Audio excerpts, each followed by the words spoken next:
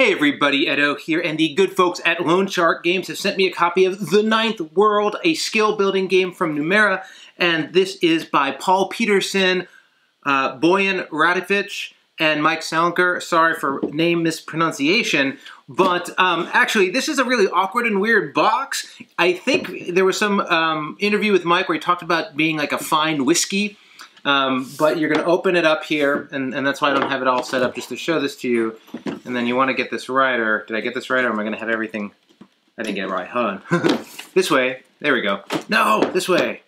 And it opens up, and it has the board, and then it has all of the assets. Now, this is a role-playing universe, which I'm not terribly familiar with, but I played this a few times with Seth Johnson, and he was more familiar with it. And I think the big thing about the universe is that you're going to build a character with basically their abilities define who they are. So you're quickly generating characters based on their ability, but this is not role-playing or storytelling. This is very much a bidding game. And so basically, as I get the rest of this out of the box, there are a variety of cards and tokens and components. And the box actually, other than like remembering where to open it up, works fine. Get all this stuff out here. And there's actually like a lot of content in here.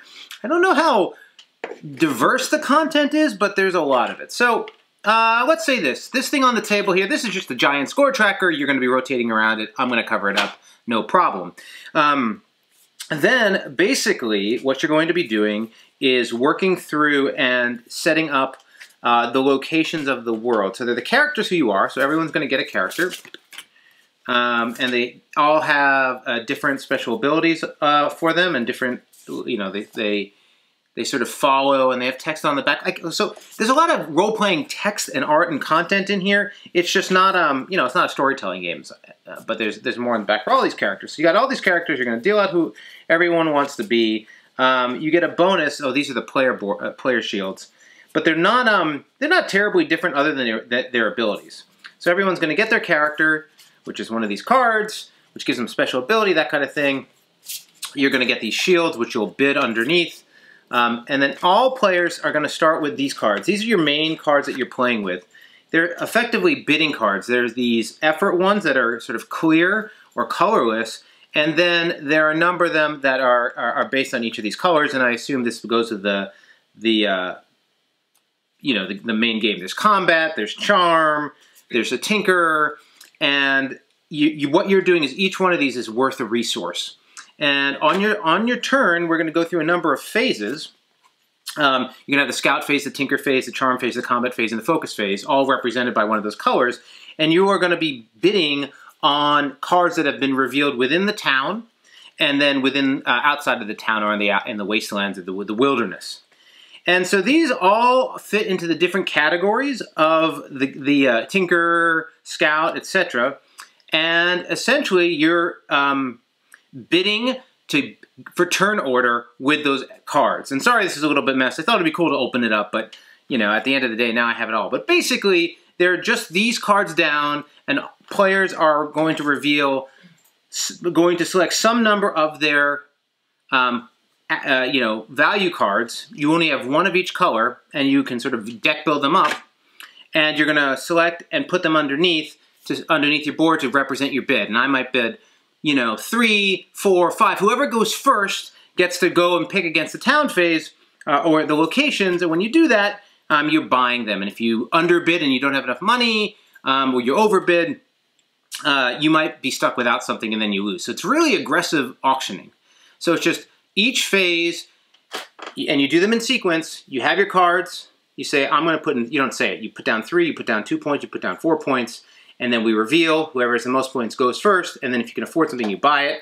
Then everything's just about scoring points or getting abilities or comboing comboing action. So a lot of cool card synergy,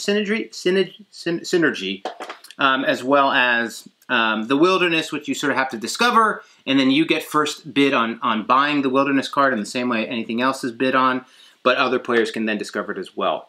Really simple, straightforward game. It was a little of a messy explanation, but it's really simple. You play over a number of rounds, and each round has a different effect. You might play normally. Round 2 is Rage of Blood, decrease the cost to claim creatures by 1. round 3 is normal, so as you play, there are different round effects. The cards are gorgeous. The components are nice. Everything flows and functions very well. I think the thing that the game ends up feeling pretty flat. You are upgrading and building your energy, but everyone sort of starts with just one of each.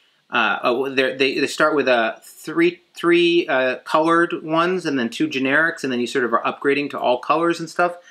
But it's just slow. It's slow and it takes a while to build up, and then sort of ends up feeling flat. It just doesn't get terribly more interesting as you go, and the beginning starts a little slow, and the sort of if your bid's bad, you lose everything mechanic is on the rougher side. I mean, I get it, right? I understand the balance would work. So, it's just one of those games that I think lives deeply in the IP, cares about it. So I think players who like the IP will love seeing it expanded in this way. I think it's mechanically sound.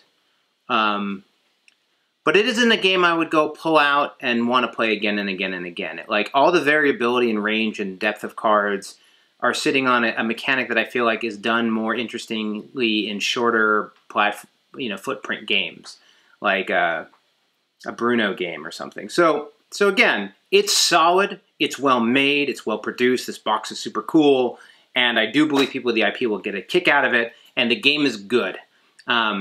It just isn't a game that's sung to me, if you know what I mean. So, anyway, this is The Ninth World, a skill-building game from Numera. Hey everybody, Edo here, and thanks for watching Gaming with Edo. Reviews over here on this playlist, League and Insider videos over here on this one. Subscribe, share, all that good stuff. But most importantly, play some great games. Thanks.